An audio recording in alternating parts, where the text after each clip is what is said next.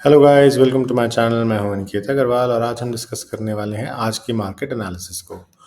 तो जैसा कि हमने कल डिस्कस किया था कि अगर आपका जो सपोर्ट है 25,014 के आसपास वाला, अगर ये टूटता है तो there is a good chance कि आगे मार्केट और नीचे जाएगी और फिर उसके बाद आपका ये वाला जो सपोर्ट जोन है, यहाँ तक आपका मार्केट जो है वो फॉल हो सकता है। एंड इस support zone again deciding factor होगा कि मार्केट और नीचे जाएगा या फिर मार्केट यहाँ से राइज करेगा।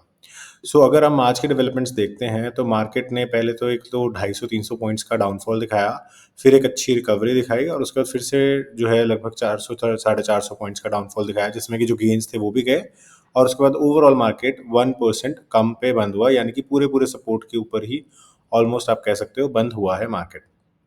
अब अगर हम इस बात करें इस सपोर्ट लाइन की, तो ये वही सपोर्ट लाइन है जिसको हमने कल भी डिस्कस किया था कि यहाँ से एक बाउंस बैक आ सकता है, but it's a weak support. And अगर ये नहीं होता तो इसके बाद नीचे वाला सपोर्ट फिर से 24,684 के आसपास का है, जो कि अगेन वीक सपोर्ट है। एंड उसके बाद आपको ये 24,085 या 24,100-200 कह लो, तो वो आपका एक स्ट्रॉन्ग सपोर्ट यहाँ पे आपको नज़र आता है। अब क्योंकि मार्केट अगेन बंद हुआ है और बंद होते होते फिर से हल्की सी रिकवरी यहाँ पे मारी है, तो let's change the time frame. Let's change it to 15 minutes. तो 15 मिनट्स टाइम फ्रेम पे आप देख सकते हो कि मार्केट पहले डाउनफॉल हुआ, फिर उसके बाद एक राइज देखने को मिला हमें। राइज देखने के बाद यहाँ पे फिर से एक बड़ी सी रेड कैंडल बनी जहाँ पे सेलिंग वॉल्यूम्स आई है और उसके बाद आपका लगातार मार्केट नीचे गया है सेकेंड हाफ में आपका बंद होते होते नीचे जाता रहा और उसके बाद 3 बजे के बाद हल्की सी रिकवरी हमें देखने को मिली है। So this is how the market has gone today. Now coming back to the daily chart. तो अब यहाँ पे अगेन अगर आप डेली चार्ट के एनालिसिस के हिसाब से देखते हो तो यहाँ पे आपको दो बड़ी रेड कैंडल्स अब यहाँ पे आपको देखने को मिल चुकी हैं। तो तीसरी बड़ी अगर रेड कैंडल मिलती है तो अगेन सेम ही चीज़ हमारी रिपीट होती दिखेगी कि there is a good chance कि ये वाला सपोर्ट भी ब्रेक होगा और उसके बाद 24,090 वाला जो सपोर्ट है इसके ऊपर सारे का सारा दारोमदार होगा कि whether it is able to sustain the market और नॉट। और हमने बात की थी लगभग 10% का डाउनफॉल हमें मार्केट के टॉप से, जो नया टॉप क्रिएट हुआ था वहाँ से देखने को मिलता है। तो अगर आज का डाउनफॉल अगर हम मिला लें तो आपका 26,272 के आसपास का टॉप बना हुआ है और अभी आज मार्केट बंद हुई है 25,014 के आसपास, 14 पे बंद हुई है। तो आपका जो टोटल डाउनफॉल है वो 4.94% का है as of now.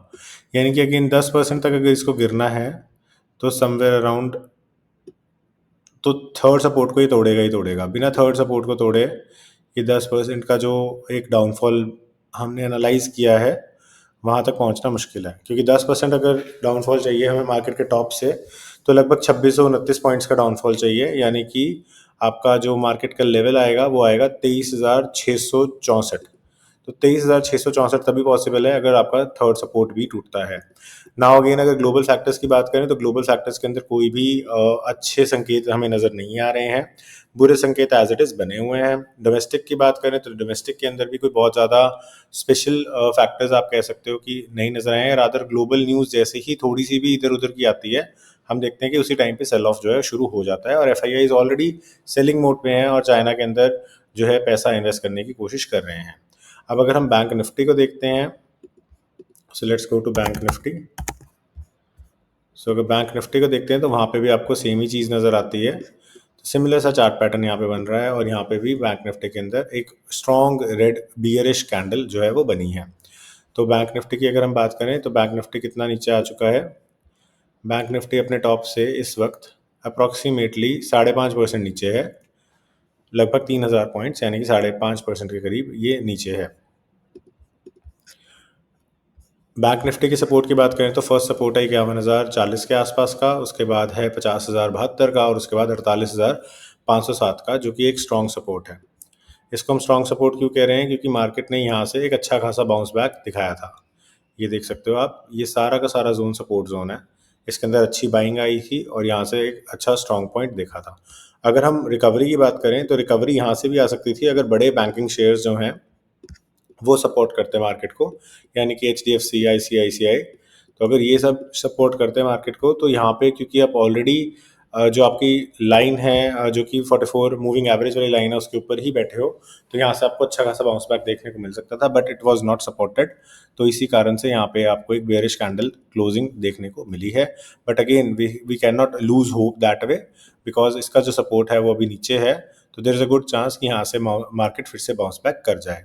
But now 2 दिन अब छुट्टी हो गई, सैटरडे और संडे की, और उस दौरान इंटरनेशनल इवेंट्स तो रुकने वाले नहीं हैं। तो इंटरनेशनल इवेंट्स के ऊपर डिपेंड करेगा कि यहाँ पे क्या चेंजेस आते हैं और कितने पॉजिटिव चेंजेस रहते हैं और कितने नेगेटिव चेंजेस रहते हैं, बिकॉज जो भी आपके ग्लोबल संकेत होंगे उसके हिसाब से बहुत सारी चीज़ें चेंज हो जाती हैं।